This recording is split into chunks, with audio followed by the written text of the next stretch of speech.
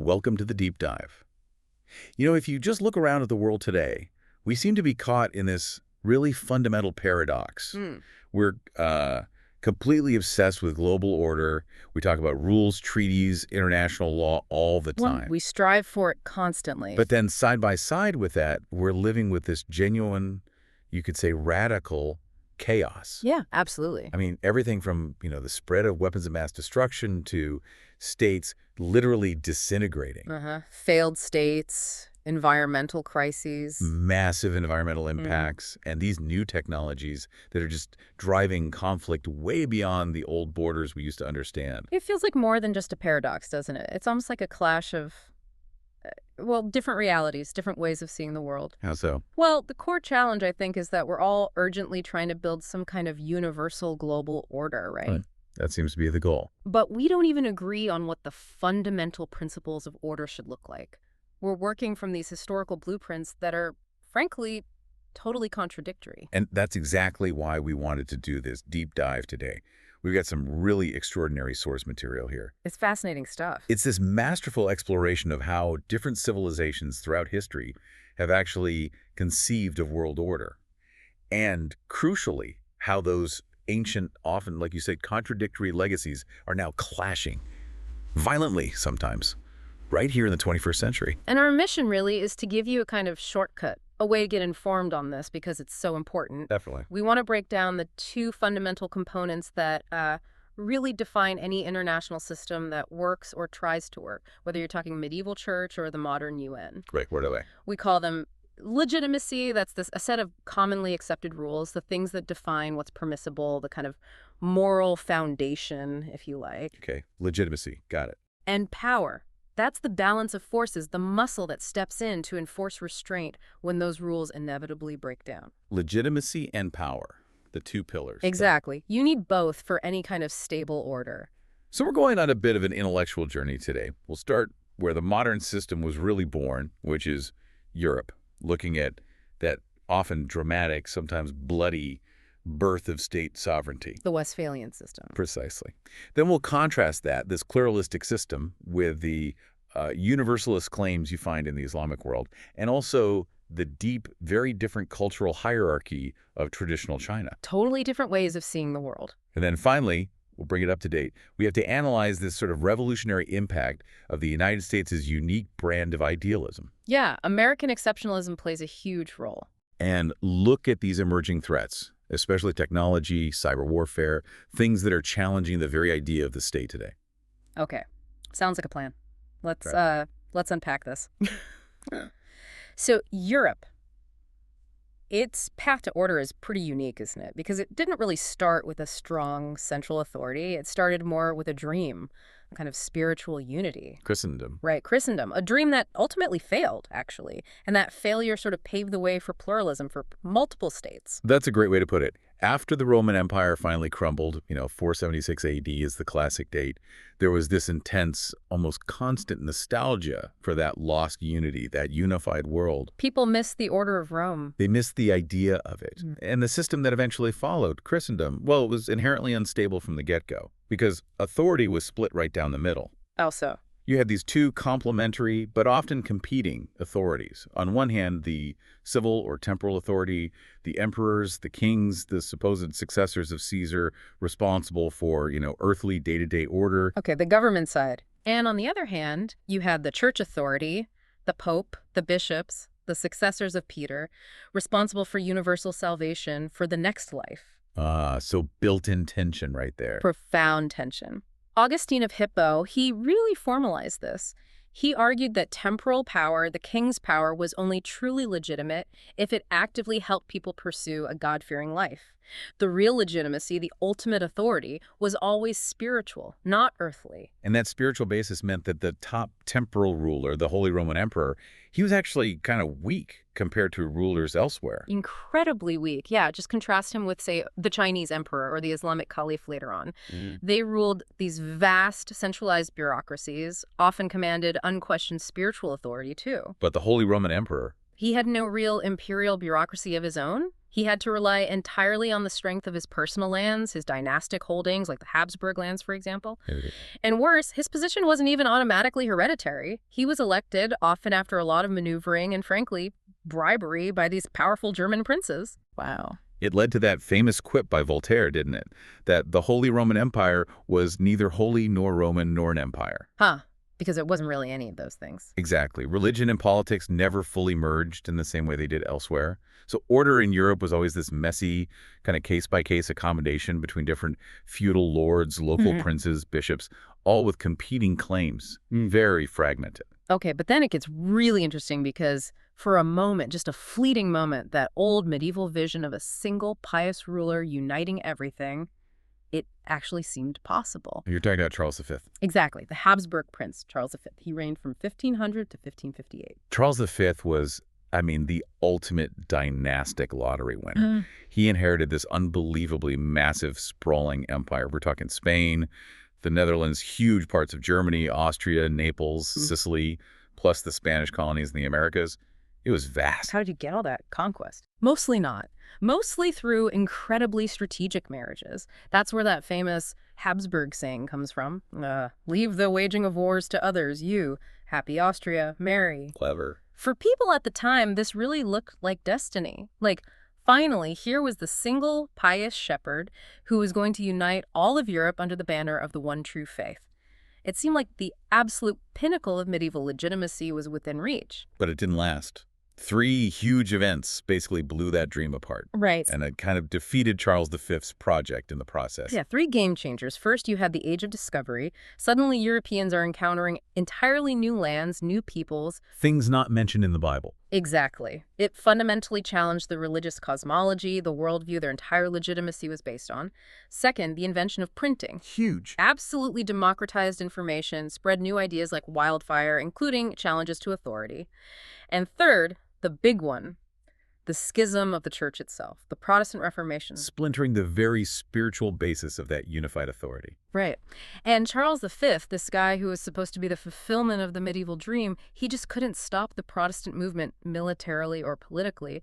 The sources mention a famous portrait Titian painted of him. Oh, yeah. And apparently it really reveals the inner torment of this emperor who just couldn't achieve that spiritual unity, that fulfillment he was supposed to represent. So what did he do?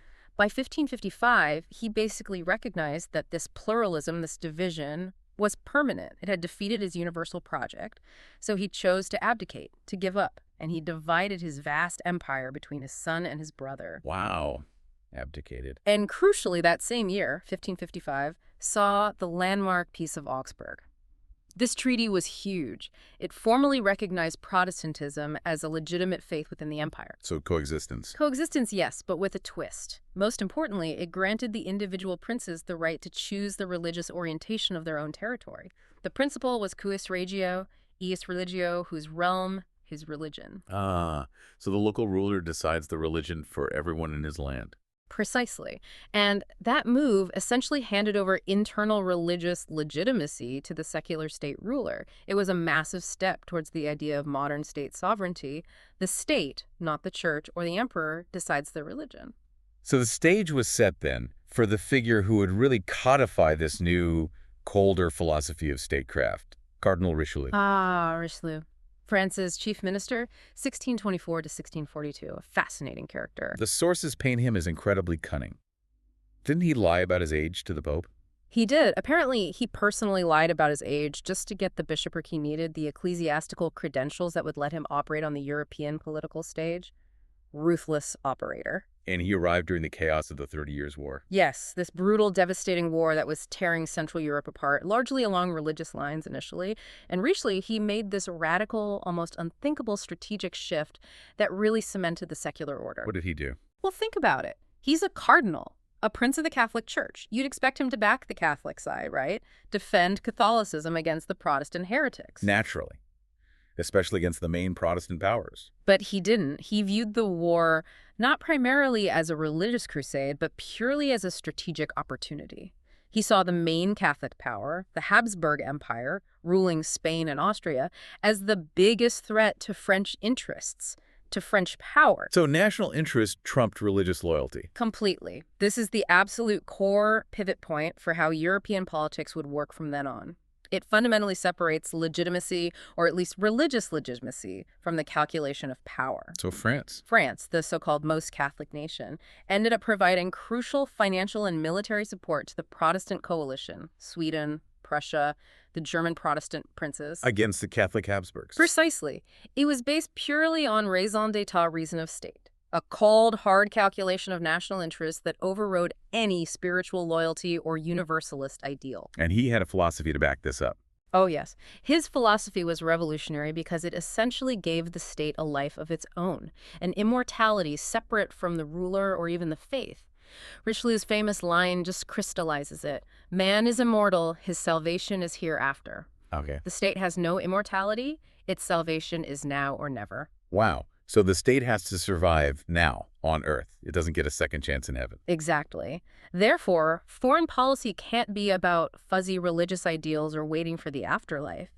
It has to be guided by a long-term strategic concept based on careful analysis of power dynamics right now, not transient piety or universal morality. The state, for the first time maybe, became an end in itself. And this whole philosophy, this raison d'etat, led directly to the end of the 30 Years' War and the Peace of Westphalia in 1648, which is seen as like the foundational document of the modern state system. Absolute foundational. But it's critical to understand Westphalia wasn't some sudden moment of moral awakening or everyone agreeing on high ideals.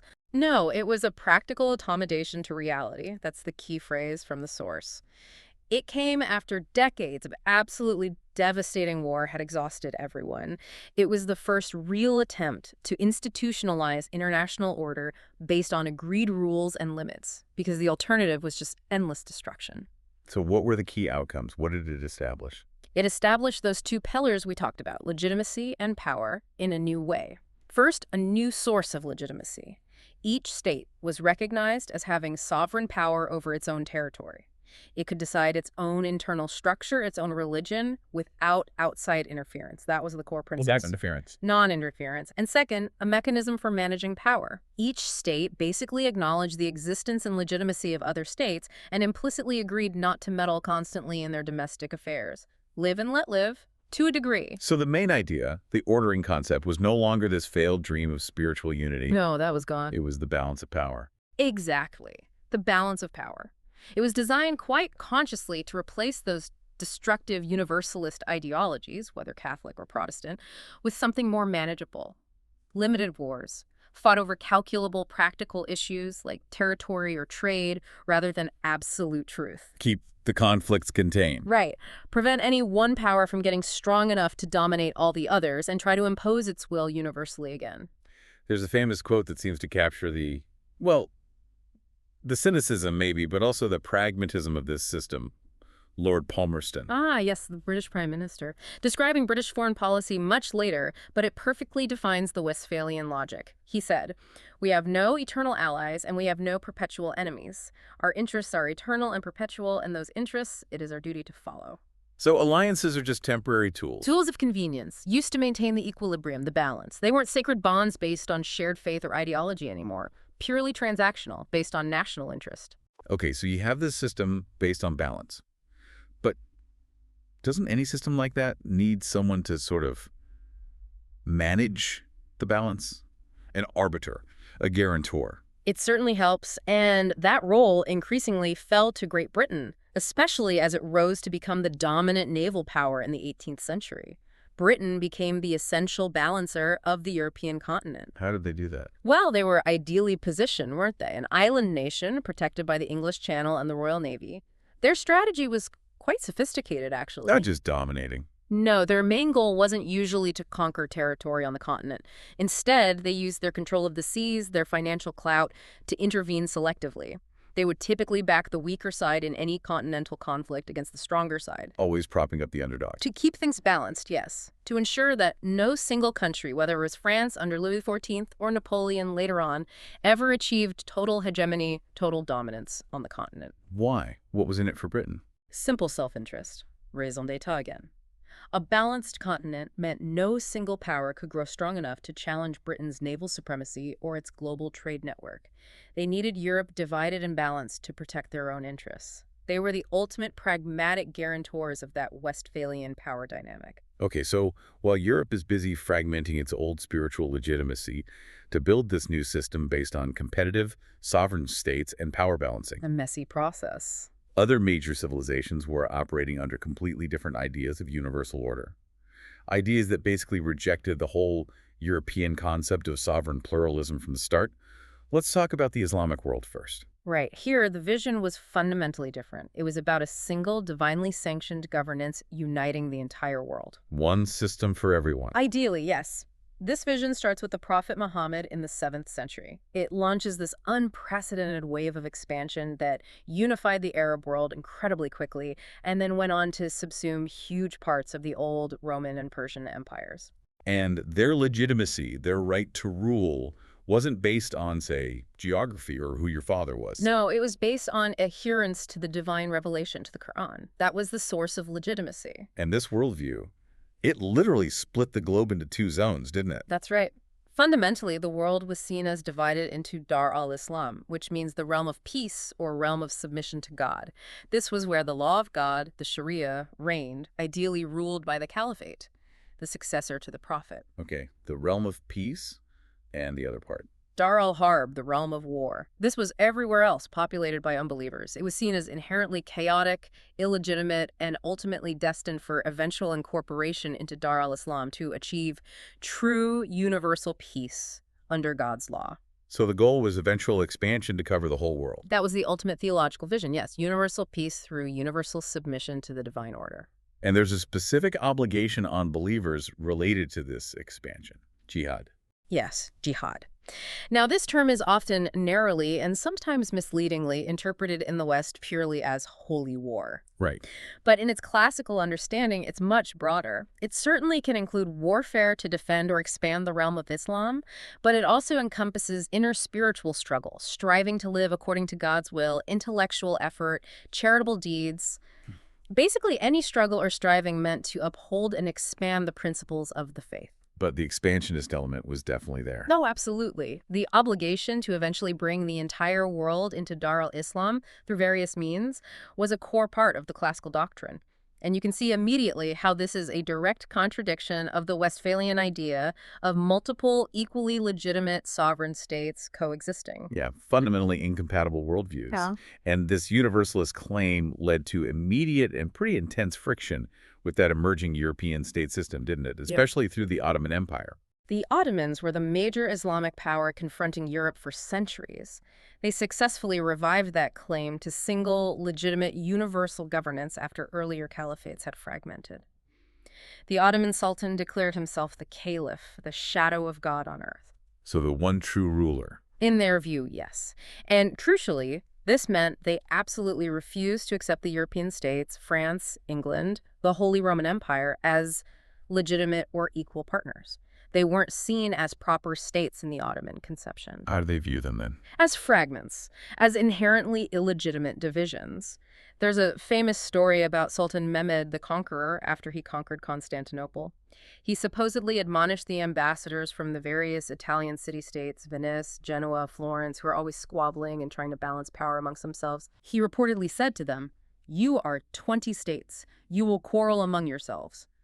The significance of that quote isn't just arrogance. It's that the Ottomans saw Europe's pluralism, its internal divisions, its balancing acts, not as a valid system of order, but as a fatal structural weakness, a weakness to be exploited for inevitable Ottoman expansion into Dar al-Harb. So they saw Westphalia not as a solution, but as a problem to be overcome. Precisely. It was proof of Europe's illegitimacy and weakness. But hang on, even the Ottomans sometimes had to play the European power politics game, didn't they? Weren't there alliances? Yes, and that's where it gets complex and fascinating. Ideology is one thing, geopolitical reality is another. Pragmatic power calculations sometimes had to override the pure ideology. Like what?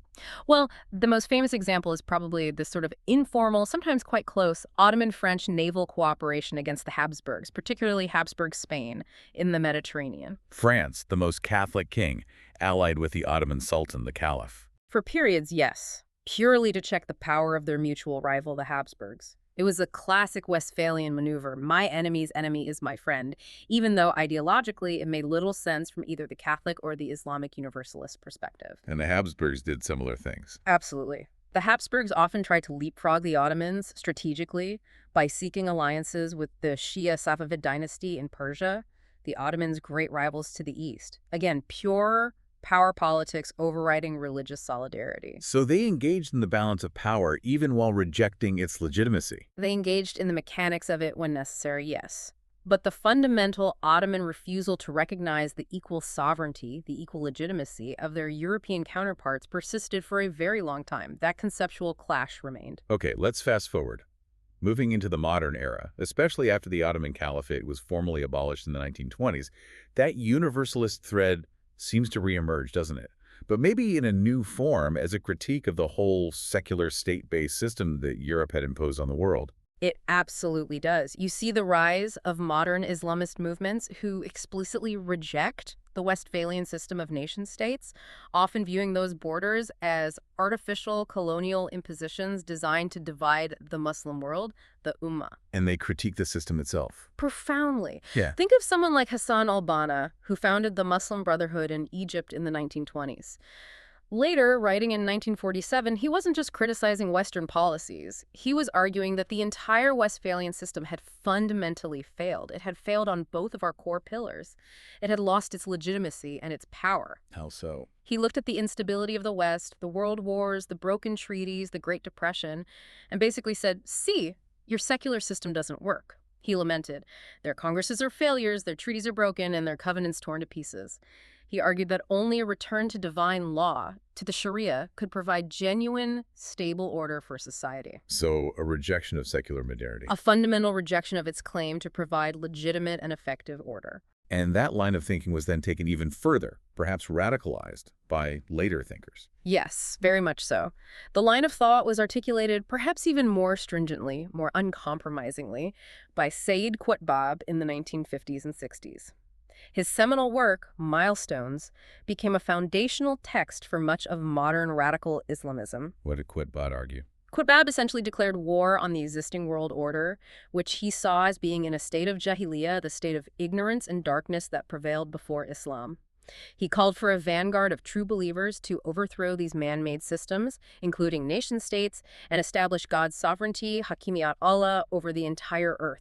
It was a total rejection of pluralism, nationalism, secularism, everything associated with Westphalia. And this fuels conflict today. It's a major driver. Now, obviously, there are huge divisions within these movements. You have Sunni Universalists, groups like the Muslim Brotherhood, Hamas, Al-Qaeda, ISIS.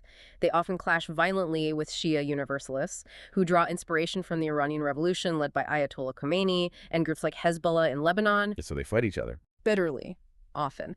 The Sunni-Shia divide is deep and historical. But at a fundamental level, what unites many of these diverse groups is their shared commitment to dismantling the existing regional state system, those borders drawn often by colonial powers, the relics of Westphalia, and replacing it with some form of single, divinely inspired order. The vision of what that order looks like differs enormously, but the rejection of the current order is common ground. And this puts established states in the region in a really difficult position. You mentioned Saudi Arabia earlier. Saudi Arabia is a fascinating and perhaps perilous case study of being caught between these contradictory forces. On one hand, the Saudi state formally adheres to Westphalian principles. It has borders, it's a member of the UN, it relies on international recognition, security alliances, particularly with the US, for its survival. That's pure Westphalian realism. But internally and regionally, the Saudi monarchy derives a significant part of its legitimacy from its role as the custodian of Islam's holiest sites and its adherence to a very conservative form of Islam, often called Wahhabism. To maintain that domestic legitimacy and also to counter the rival universalist claims coming from revolutionary Shia Iran, they feel they need to champion this conservative, often anti-pluralistic version of Islam. So they promote Wahhabism internationally. They've spent billions internationally subsidizing Wahhabi mosques, schools, and preachers around the world. In part, it's a strategy to co-opt potential radicals, to present themselves as the leaders of true Sunni Islam against Iranian influence and more revolutionary jihadist groups. But that sounds incredibly risky. It's profoundly risky. They are effectively nurturing the very globalized, fundamentalist, anti-pluralistic fervor that ultimately sees the Saudi monarchy itself and the whole nation-state system as illegitimate. They're trying to balance power using an ideology that undermines the very foundation of their own state's legitimacy. It's a classic example of the tension between power politics and competing concepts of order, playing out with very high stakes. Okay, let's shift gears completely now. Let's go to East Asia, and specifically China. Here, the traditional concept of world order was, again, ancient, deeply ingrained, but entirely different from both the European and Islamic models. Utterly different. If Europe ended up with an equilibrium of competing equal states, and Islam envisioned a single divine governance, traditional China conceived of world order as a universal hierarchy. Hierarchy, so rankings. Exactly. Not an equilibrium of sovereign equals. In the classical Chinese Sinocentric worldview, there was really only one legitimate sovereign, the Chinese emperor, the son of heaven. China saw itself as Tianxia, literally all under heaven, the undisputed center of the civilized world, the Middle Kingdom. And everyone else. All other societies, all other rulers were seen as existing in some kind of tributary relationship to China.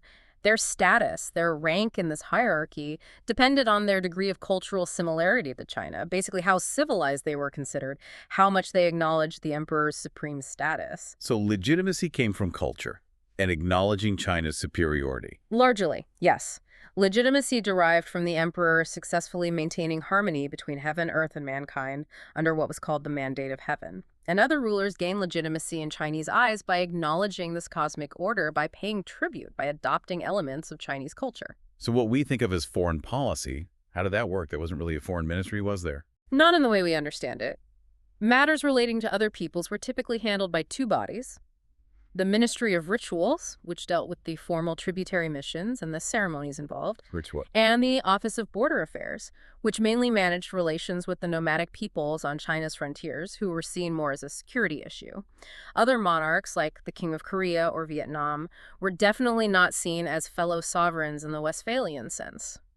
They were viewed more like, well, earnest pupils striving towards Chinese civilization, participating in the emperor's benevolent civilizing influence. Pupils. That's quite a perspective. It led to some interesting strategies. For example, the sources mention the strategy of the 5 baits, used sometimes with barbarian envoys or leaders, particularly nomads. 5 baits. Sounds intriguing. The idea was to sort of soften them up, to awe and corrupt them with the glories of Chinese civilization. The baits were things like elaborate clothes and chariots, fine food, music and female attendants, lofty buildings and furnishings, and grand imperial receptions. The goal was partly to impress them, but also, supposedly, to corrupt their minds and senses, making them less warlike, more appreciative of Chinese ways, essentially civilizing them out of their rougher habits. Wow. Cultural assimilation is foreign policy. In a way, yes. Bring them into the Sinocentric orbit through culture and ritual. Now, this inevitably led to some major clashes, some famously disastrous diplomatic encounters, when the European powers, steeped in their new Westphalian ideas of equal sovereignty, tried to establish relations with China. Oh, complete clash of systems, immediate and profound misunderstanding on both sides. You see it clearly with the British attempts like Lord Macartney's mission in 1793 and Lord Amherst's mission a couple of decades later. What were the British trying to do? They wanted what seemed normal to them: free trade based on mutual benefit, and the exchange of resident ambassadors between London and Peking, who would be treated as representatives of equal sovereigns. You know, the absolute hallmarks of the Westphalian system. And China's reaction. Utter confusion and dismissal. Macartney's ships, when they arrived in port, were infamously marked with banners labeling them as tribute bearers from the King of England. The British were seen not as equals coming to negotiate, but as distant tributaries coming to pay homage. Tribute bearers. McCartney must have loved that. Not particularly, and the core conflict often came down to protocol, especially the kowtow, the ritual prostration required before the emperor. Macartney refused to perform the full kowtow, seeing it as acknowledging the British king as inferior. But for the Chinese court, his refusal was an almost incomprehensible breach of the proper ritual order. And the idea of resident embassies. Completely rejected by the Qianlong emperor. He wrote back to King George III, explaining that China possessed all things in abundance and had no need for British manufacturers. And crucially, he rejected the idea of a permanent British ambassador in Peking, viewing the emperor as overlord of all under heaven. He argued that if every minor nation that paid tribute demanded a resident ambassador, China would be endlessly troubled by these requests and the complexities of protocol. So it wasn't just being difficult, it was a fundamental refusal to accept the European concept of sovereign equality. Exactly. It wasn't simply arrogance or rudeness, though it came across that way to the Europeans. It was a deep, systemic refusal to recognize the very legitimacy of the Westphalian model of multiple, equal sovereign states. China only really began to grudgingly, resentfully acquiesce to participating in the Westphalian system much later, in the mid to late 19th century, and largely only after being forced to do so by Western military power and the resulting national humiliation of the Opium Wars and unequal treaties. That historical memory still shapes attitudes today, arguably. Hashtag Tech 3, the United States, and the clash of modern concepts of order. Okay, so we've seen Europe building its order on this pragmatic, often cynical balance of power between theoretically equal states. Right. Born from fragmentation. And we've seen Islam and China with these deeply rooted concepts of universal order, either divinely ordained or culturally hierarchical, rejecting that European pluralism. Correct. Alternative universalisms. Now we come to the United States. And the American concept of world order seems, well, unique again, and maybe inherently paradoxical in its own way. It really is. The American concept is founded on this core belief, almost an article of faith, that its own domestic principles, freedom, democracy, individual liberty, human equality, are not just good ideas for Americans, but that they are self-evidently universal. That they reflect universal truths about human nature and society. And following from that the application of these principles abroad, spreading democracy and freedom, is inherently salutary, inherently good for everyone. So American legitimacy is rooted in ideology in these principles rather than just tradition or geography like the older system. Exactly. It implies that the U.S. represents something new, maybe even exceptional. Remember John O'Sullivan writing back in the Manifest Destiny era? He argued the U.S., based on human equality, had little connection with the past history of other nations. Its birth was the beginning of a new history. American exceptionalism. That's the term. And this exceptionalism immediately creates a potential tension with the rest of the world. If your principles are universal and inherently good, then governments elsewhere that don't practice these principles, well, they start to look inherently less legitimate. Which can justify intervention, or at least moral judgment. It certainly can, and often has. It creates this constant dynamic in U.S. foreign policy between idealism, the desire to promote its values, and realism, the need to deal with the world as it is, including with regimes that don't share those values. And you see this tension right from the beginning, don't you? George Washington, in his famous farewell address. Yeah, foundational text. He initially seemed to lean towards realism, didn't he? Counseling the young nation to avoid permanent alliances with European powers. Right. He advocated focusing on commercial relations, but steering clear of political entanglements. It was about maintaining freedom of maneuver, maximizing American independence. That's a pretty pragmatic, almost realist calculation of national interest for a fledgling state protected by two vast oceans. Stay out of Europe's messy balance of power politics. A smart defensive strategy at the time. Definitely. But then, fast forward about a century and you get Theodore Roosevelt at the turn of the 20th century. TR, big stick diplomacy. Exactly. Roosevelt represented a major shift. He recognized the U.S. had become a true great power and argued it had a responsibility, even a duty, to shed that isolationist impulse and act decisively on the world stage. He believed the U.S. should act as a kind of global policeman, using its power to enforce restraint, maintain stability, mediate conflicts. Pure balance of power thinking in many ways, but infused with a sense of American purpose. So blending American principles with geopolitical force. That was his vision. He wanted the U.S. to play the global game, but according to its own values. However, politically, the traditional aversion to foreign entanglements was still very strong in America. Roosevelt's more assertive vision didn't fully take root, and he didn't really have a lasting major disciple who carried it forward immediately after him. Until maybe Woodrow Wilson. But Wilson took things in a completely different direction, didn't he? He seems like the decisive break from that European-style realism. Oh, absolutely decisive. Wilson didn't just disagree with the balance of power system that had governed Europe, he rejected it completely. He saw it as fundamentally immoral, cynical, unstable. He blamed conflict, especially the catastrophe of World War I, directly on the secretive, self-interested maneuvering of autocratic regimes and their secret diplomacy. So what was his alternative? If not the balance of power, then what? Wilson proposed something truly revolutionary for global order. He wanted to replace the balance of power, which pitted nations against each other, with a community of power, an international community acting together.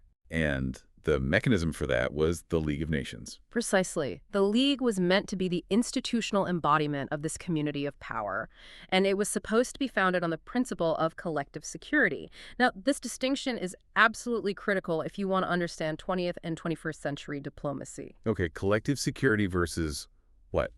Alliances. Exactly. Think about how traditional alliances work, the kind that underpin the balance of power. They are specific agreements, usually negotiated in secret, about very defined, often imminent contingencies.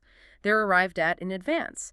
For example, if country X attacks country Y, country Z promises to join the war to help Y. It's pre-planned power balancing. Got it. Specific triggers specific actions. Right. Collective security, Wilson's model, is totally different. It's conceived as a universal legal construct. It's not about pre-identified enemies or specific scenarios.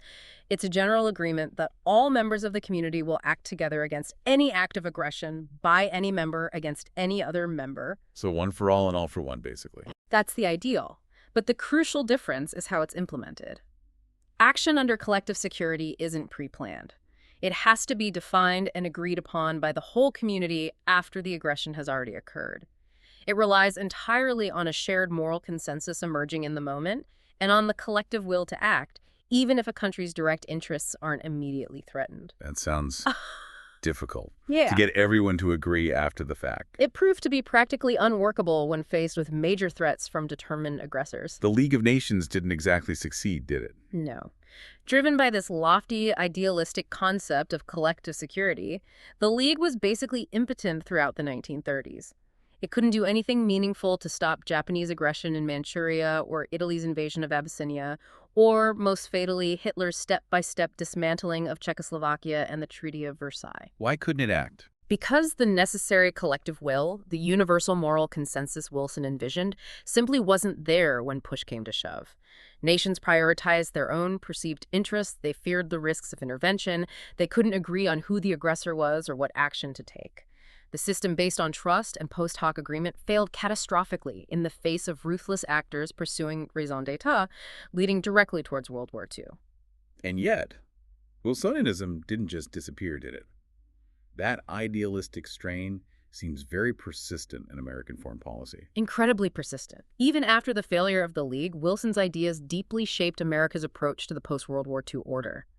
The strategy for containing the Soviet Union during the Cold War, for instance, it really seemed like a blend, a synthesis of these opposing traditions. How so? A mix of realism and idealism. Exactly. It was a necessary blend of Wilsonian morality, the idea of defending freedom and democracy against totalitarianism and hard-headed Rooseveltian geopolitics, building alliances, projecting power, containing the adversary. Take NATO, for example. Was that collective security or an alliance? That's a perfect example of the synthesis. Functionally, NATO was, and still is, a classic military alliance. It was designed for a very specific contingency, a Soviet attack on Western Europe.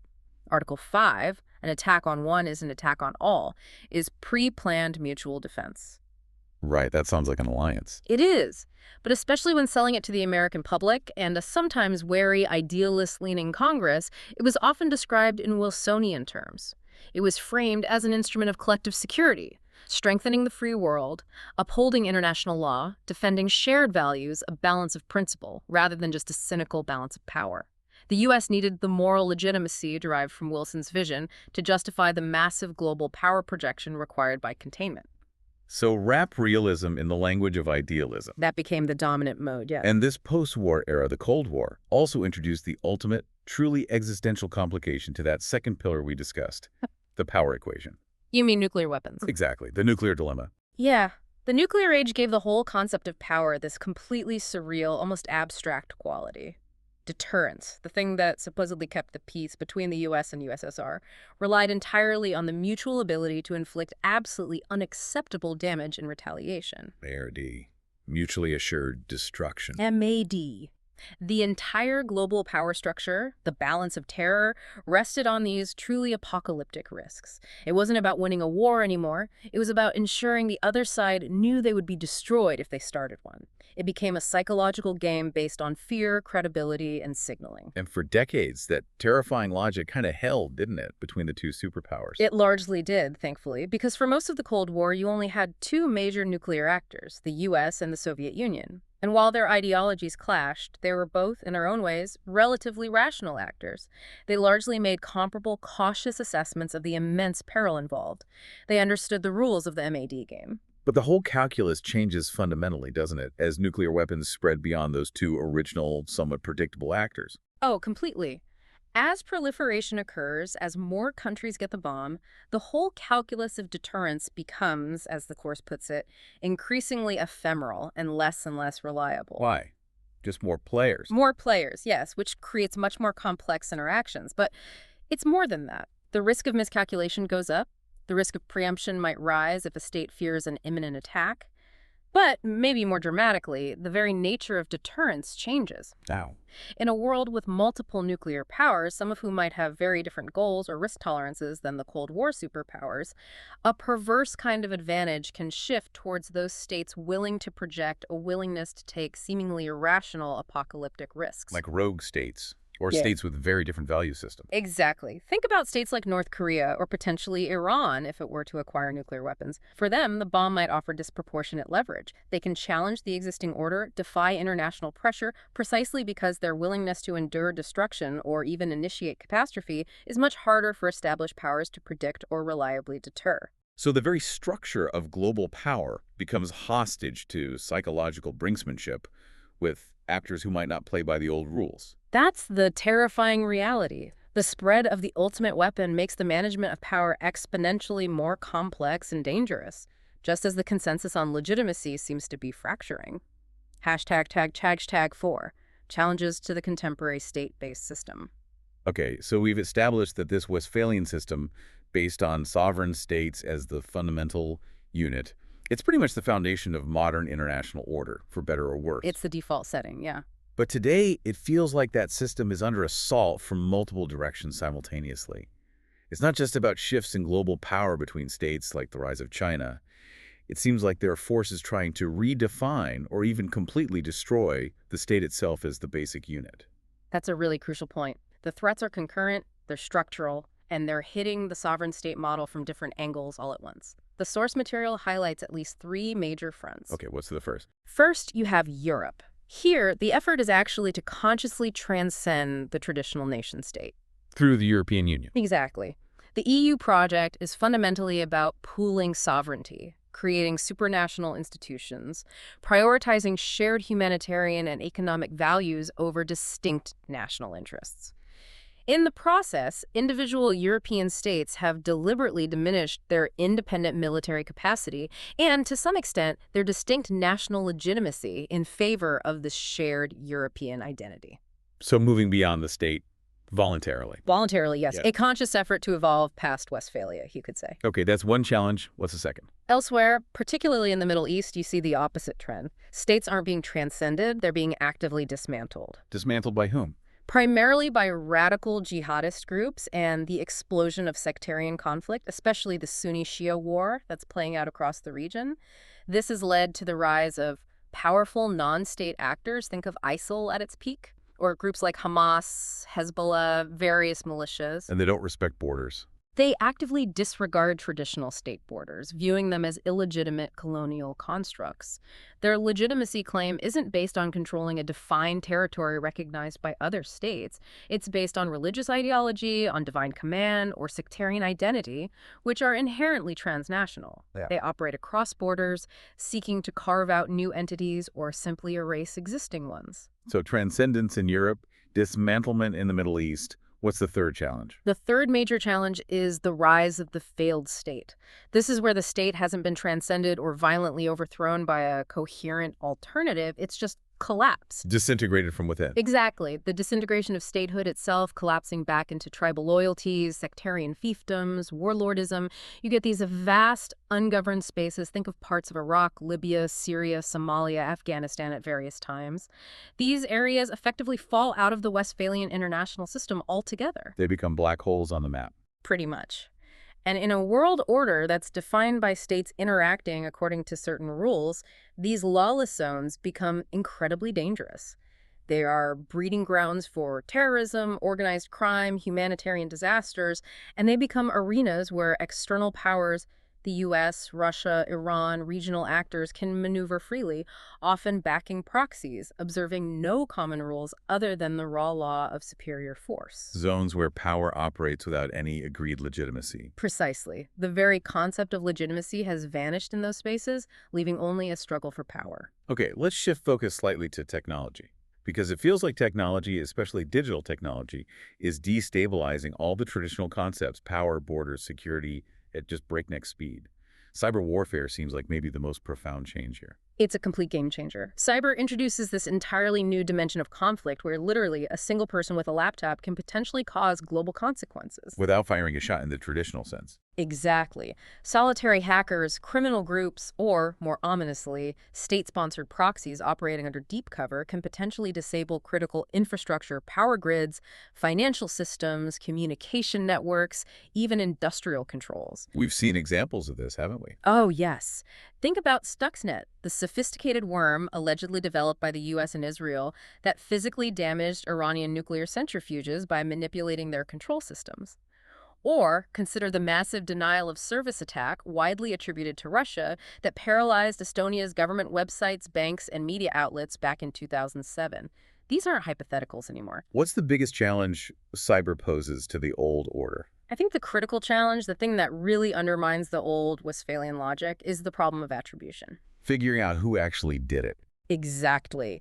It is incredibly difficult, often impossible, to definitively prove who launched a sophisticated cyber attack.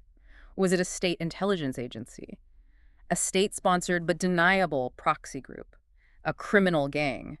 A patriotic hacktivist? This ambiguity fundamentally erodes the traditional mechanisms for deterrence and retaliation, which are the bedrock of the balance of power. Because if you don't know who hit you, you can't hit back credibly. Right. How do you deter an enemy you can't reliably identify? How do you apply proportionate retaliation? It breaks the cycle. So cyber attacks both are pillars again. Power can't be accurately calculated or balanced if you don't know who holds it, who's using it. Right. And the rules of legitimacy, like laws against aggression, can't be enforced if you can't prove who broke them. You've nailed it. We've created these incredibly complex, interconnected global systems, cyberspace, global finance, instant information flow that are absolutely vital to modern life. Yet, these pervasive international domains remain largely ungoverned. There are few agreed-upon international standards of conduct, norms of behavior, or reliable enforcement mechanisms for cyberspace. So it's kind of Wild West. It risks becoming one, yes.